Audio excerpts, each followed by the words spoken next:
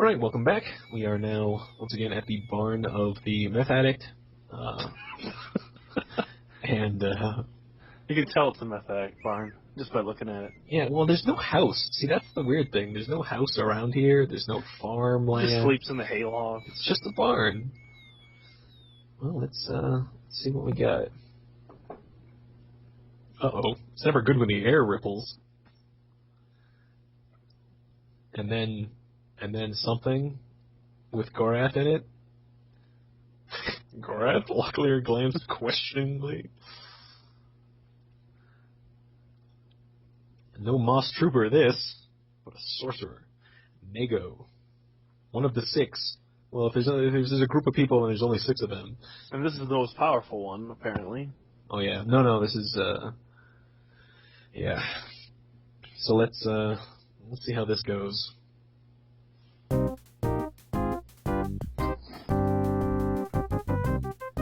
Well, there's start off with something happening to Owen. Don't even get a chance to react. What that spell was called Strength Drain, and so now Owen's strength is 1. Jeez. His melee attacks will do absolutely crap all. Good thing we're not. Good thing he's just missing with fireballs instead.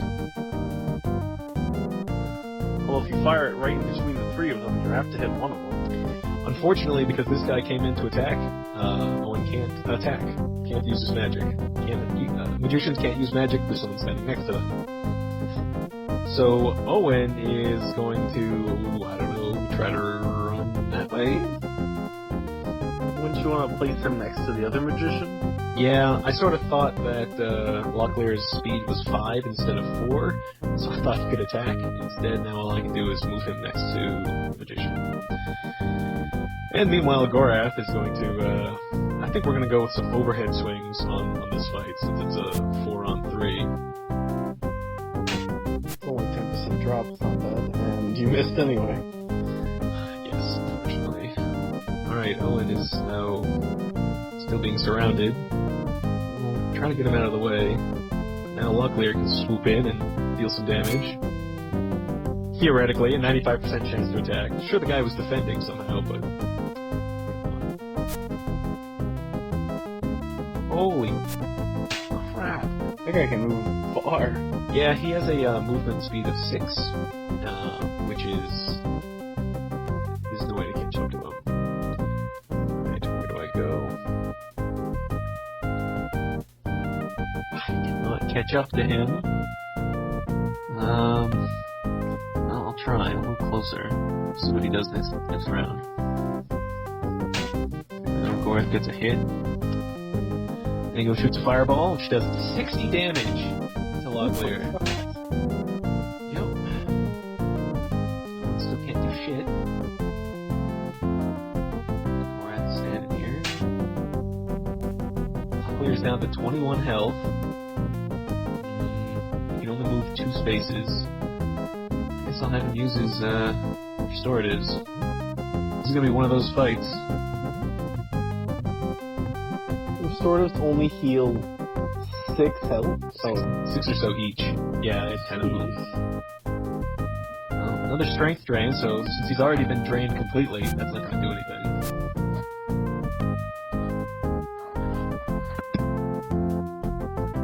Well, I guess you can defend. You're not gonna be doing much. How can you miss? So many misses. It doesn't seem like a very much, like a 95% accuracy. I know. Be able to attack, so I'll have to rest a little bit. Alright, get a couple of hits in. Owen somehow has been dodging all of these attacks. That's wonderful. At least they can't also hit.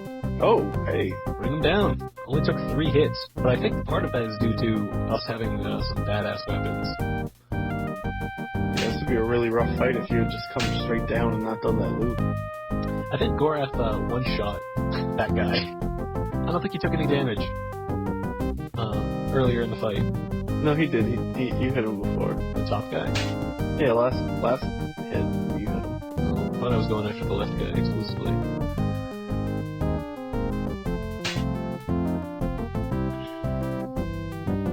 So with the Magician down, the rest of the battle's a quick mop-up.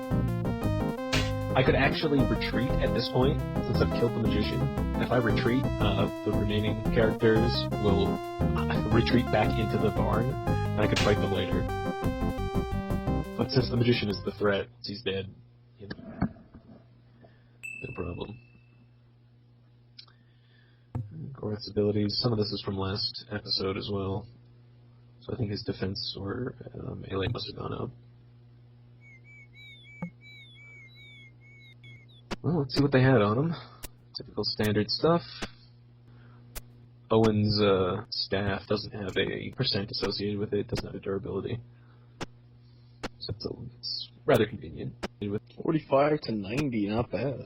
Yeah, he is kicking ass with that weapon crafting. And finally, the Magician. Nego. Well, what do we have here? First off, 50 cash. That's solid. A 100% rated two-handed broadsword. So we'll certainly pick that up. That sells for a lot more than the regular broadswords. We have a note. And we have this guy. Alphafane's Icer. What this will do is it will add one of those status bonuses to a sword. Well, somebody's got room for it. And like the clerical oilcloth, but this is like bonus B. So you have the spiritual kind of bonuses, and then the real world, you know, fire or poison or whatever. This is an Icer, so it does 50%, and it's the one that does 50% bonus. So we have a note that he was carrying on him. Let's see what he says. Master, we have placed the false notes concerning an attack to the south of Teners in the chests you have requested. Providing they gain access to those messages, they should fall most blindingly into your elegant trap. I applaud your stratagems. Fedre. Alright, so that's some intrigue about a feint on their behalf of an attack south of Teners. It is not addressed or referenced ever again. Perfect. Yep. So, now that we've killed Nego, this powerful magician, let's see what the High Priestess back in the Temple of Sung has to say. Hopefully we got the right one. And there's not some other magician infiltrating everybody's dreams.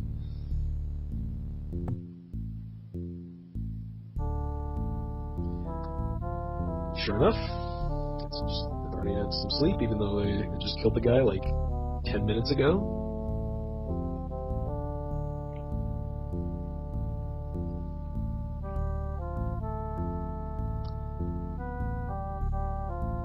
Gorath takes offense. Of course, he's the intruder. I mean, this whole world of the kingdom is for his whole life has been his enemy. So he's taking all of the visits to towns and temples like this in pretty great stride. If I was him, I probably would be more averse to a lot of the standards in this other country, because they've always the Moradel has always been the bad guys. They've always been the evil elves. Owen's trying to mooch off some spells.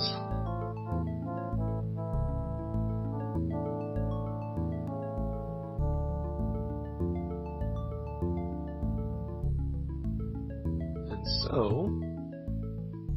as a result of clearing out that spellcaster, we now have in Owen's inventory, spell inventory, another new spell. This one's called Hocho's Haven, or Hocho's Haven. You'll see it's in the same category as Skin of the Dragon, which I didn't have a chance to use last battle because Owen never got to cast any spells. So we'll take a look at that the next combat. I think if we go back to Brother Mark now, there might be some more flavor dialogue about the fact that we just killed the guy that was disturbing him, but we don't get any rewards or anything from him. It's weird that it hasn't even been another night. Like, they slept, then you killed the guy, and they're like, wow, our dreams are so much better. It hasn't even been nighttime yet. Yeah. I mean, we slept before the fight. Right. But, yeah, no. So you'd still be plaguing dreams at that point. This guy's running away from us. But maybe luring us back into an ambush because we couldn't sneak up on him running down the road. Alright, Owen didn't rest before that, or after that last fight, but His strength's back, though. his strength is back. That is only a temporary reduction. So let's give out, give our new spell a shot. Hojo's Haven. So this one shields target from damage, and this one is invisible armor. So Hojo's Haven lasts as long as it's still good. I actually would have changed the description of these. Let's see. This is actually the invisible armor because it doesn't run out. So minimum 7. This will last as long as the battle runs on, if necessary. But what it does is it absorbs damage. As soon as it absorbs all the damage it can absorb, it'll run out.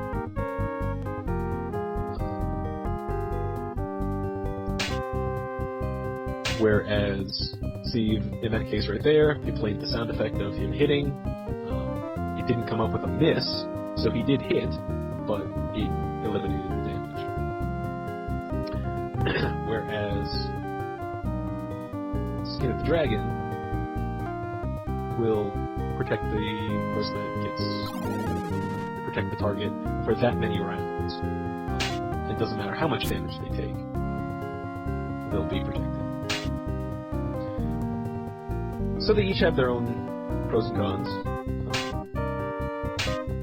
I would generally prefer Skin of the Dragon.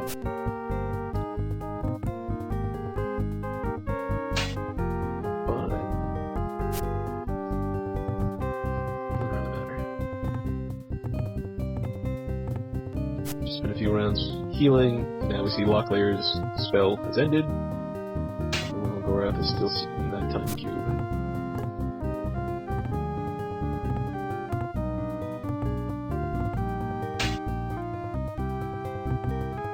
See if Gorath can thread the needle and shoot this guy with a crossbow. Oh, very nice. Much better than Owen with his fireballs. Could you swap people out of that cube? Like, if Gorath left it, can he and the other guy go in? Nope. It's tied to Gorath. When I moved him up to attack a guy, he brought the cube with him. Alright, everybody's inventory's full, so I'm only going to be picking up the good stuff. And a shell is not the good stuff. Arrows. Fill them up with arrows. Ah, yes. Some more restoratives. That'll be nice. I'll give them to somebody else initially. But Locklear does need some more. So I'll just rest. Everybody rest a couple of days. Everybody back up to top shape. And then I'll save. Since now that I've won that fight.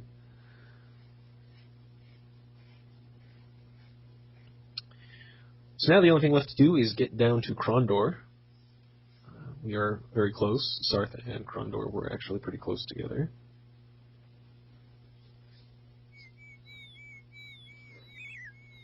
Wandering down here, another combat.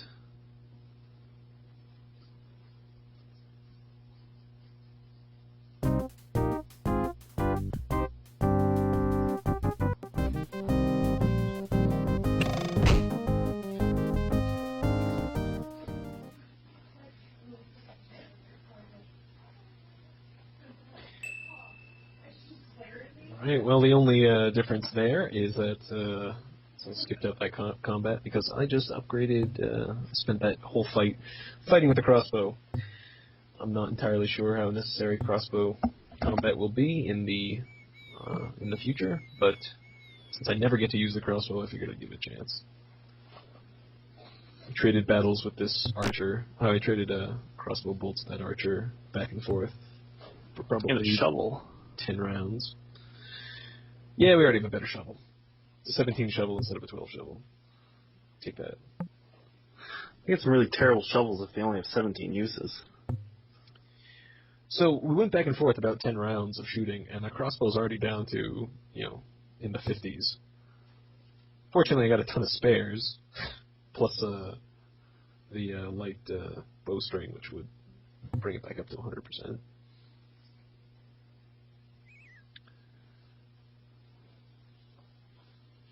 Further onward, and as we get very close to Krondor, There's a guy on the right. guy on the right, guy on the left. This is now the third combat in, a very short period of time. It's almost as if they were waiting for us. This is a little bit different one. It's a 5-on-3. They're all basic guys, though. So let's see what we can't do. The best bet is probably to bust out some Smith Dragon. Let's give it 8 turns ought to be enough.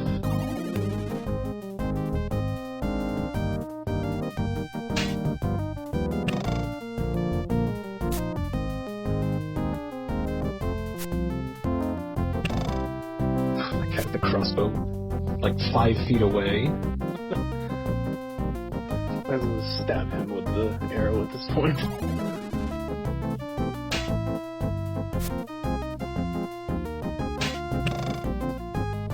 Still missed. There you go, Owen.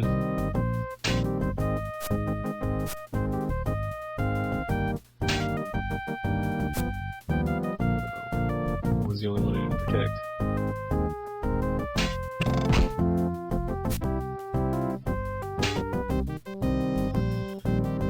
But Team Badass is not pretty good here.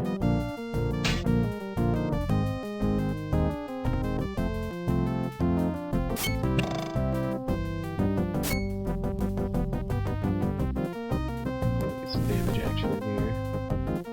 Skyfire gonna return back.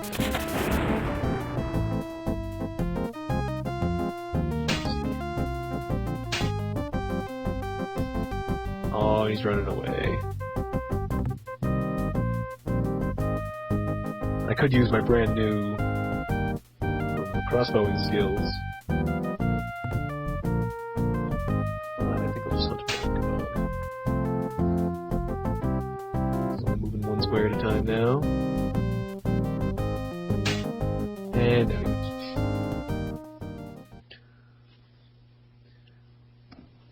So 5 enemies isn't too difficult. But what do we have here? A medium crossbow. So we'll give it 15 bonus damage and a 5 to accuracy, as opposed to a light crossbow, which is 7 to the damage and 0 to the accuracy. So we'll definitely pick that up. Let's see. What else can we do? We'll combine all the restoratives. Pick that up.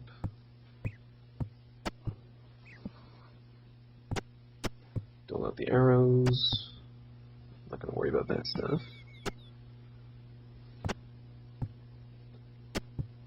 Some more restoratives, that'll be good. We can only take 2, let's see. Alright, I'm going to take a quick nap. So everybody's kind of dead. So are we almost to the place? The titular Krondor city? Looks like we are. In fact, this crossroads up ahead is right where we need to be. This, I believe, is the only four-way intersection in the game.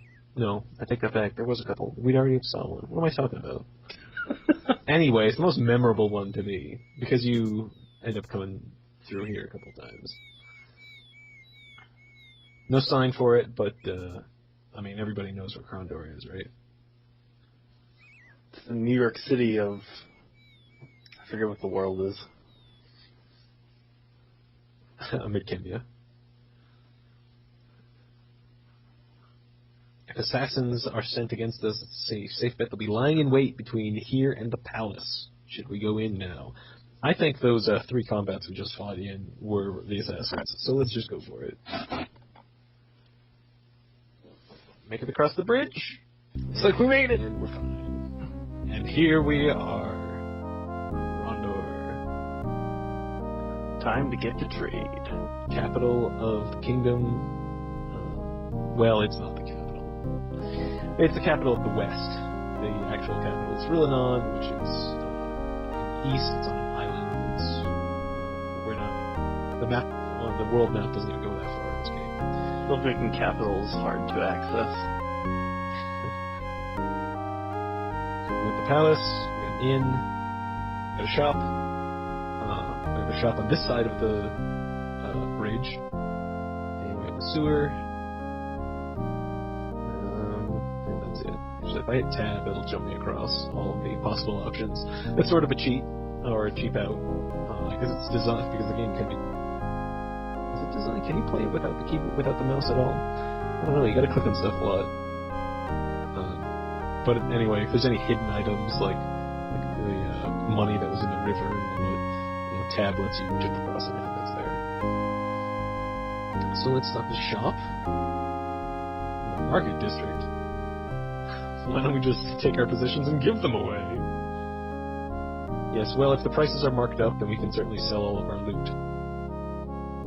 You hear? Alright, anything new for sale? There's a lot of stuff we've seen before. I think I'll pick up some aventurine and certainly an armorer's hammer. So let's sell off these crossbows.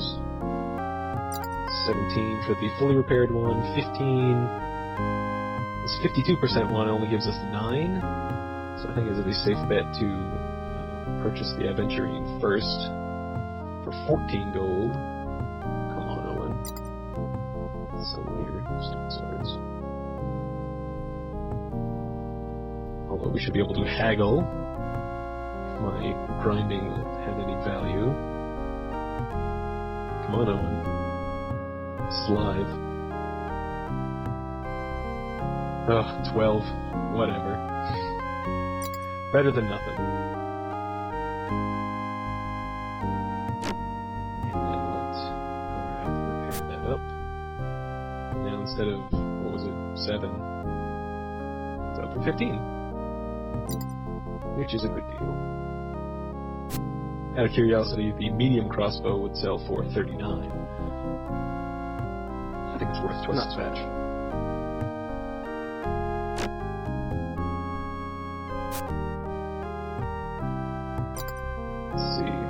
Really don't need more than one two-handed broadsword, so we can sell really all of the weapons.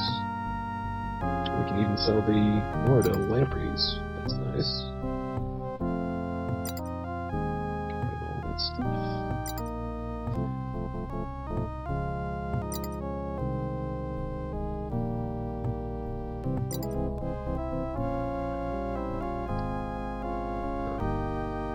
Curious how much the lockpicks would sell for. That would have to be a mystery. We can dole out these restoratives again. 9.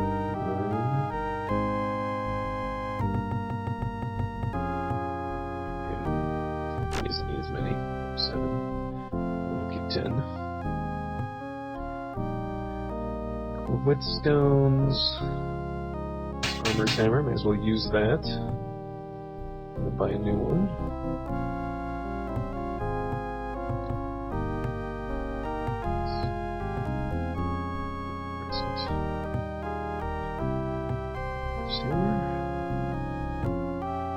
Yeah, it's a hard drive to haggle here. Gorath was right. You might as well get ripped off. That's a good point. I should just give our stuff away. Oops, I don't need to buy two.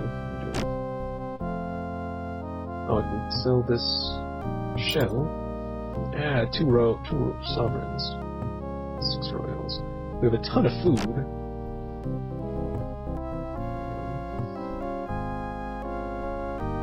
Inventory is fuller than I would like it to be, considering we just sold all of our stuff.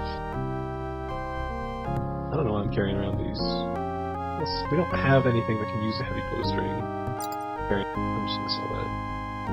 I'm gonna dump off the spy note. Can we sell that book? No.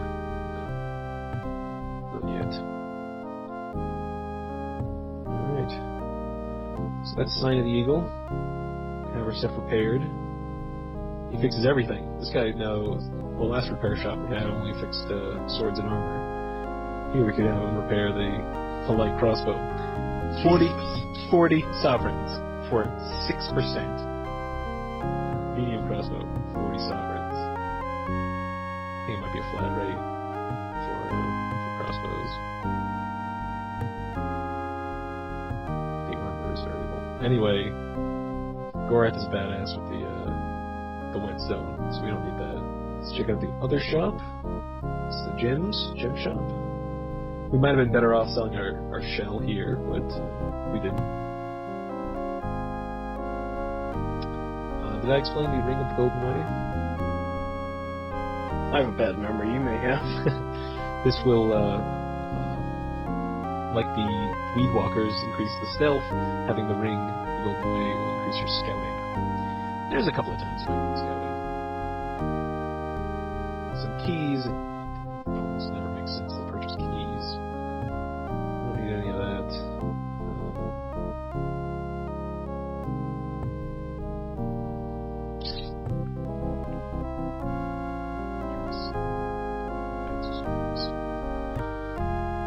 Well, let's go. Oh yeah, the book. Nice. Now, I'm not going to do this, not yet at least. While 158 is a fantastic deal, if we're able to give this book to other characters that we get, they'll be able to get the 5% bonus. So even though all of ours that we've, in chapter 1 that have used it, if we can somehow give them to other characters that we'll get, they'll also get that bonus. A quick stop at the inn, just to bust out the barding. We've heard this song a couple times now. It owns all the, it gets up to 45 sovereigns. I can't wait to find another practice loot so we can, max that out. But we're rolling in quite a bit of money at this point, so I'm not going to worry too much about that.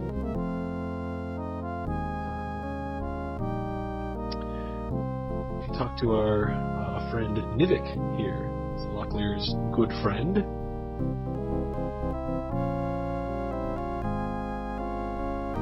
Got a story about Nia, 6-stone near Sethanon. Sethanon is a town a little bit to the east, who came down from the northwest. But we can't get the entire story at this point, so we'll save that information for later. We're all rested. We don't need to buy any booze or anything, so we will not spend the night at the inn. So finally we need to deliver Gorath to the palace, so here we go.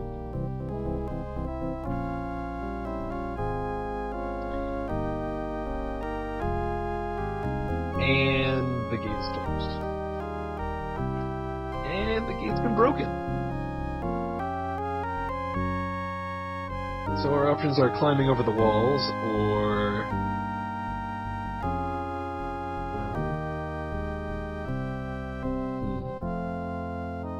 If you can't go over the walls...